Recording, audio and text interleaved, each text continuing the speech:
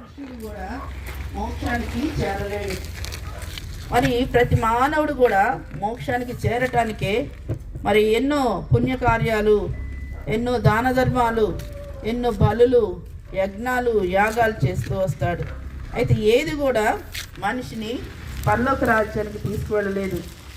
మరి ఆ యొక్క మోక్షము అనేది, ఆ యొక్క స్వర్గము అనేది, ఆ యొక్క పరలోకం అనేది పరిశుద్ధమైంది కాబట్టి పాపం లేని పరిశుద్ధుడే ఆ ప్రాంతానికి చేరగలడు. దాని నిమిత్తమే 2000 సంవత్సరాల పూర్వమే యేసుక్రీస్తు ప్రభువారు ఈ లోకానికి మనిషిగా వచ్చారు. మనుషుల పాపాలను క్షమించడానికి దేవాది దేవుడై ఉండి ఆయన ఈ లోకానికి వచ్చాడు. మనిషిగా వచ్చాడు, పరిశుద్ధుడిగా జీవిస్తూ వచ్చాడు. ఆయన జీవించిన కాలంలో ఎన్నో అద్భుత కార్యాలు, ఆశ్చర్య కార్యాలు జరిగిస్తూ వచ్చాడు.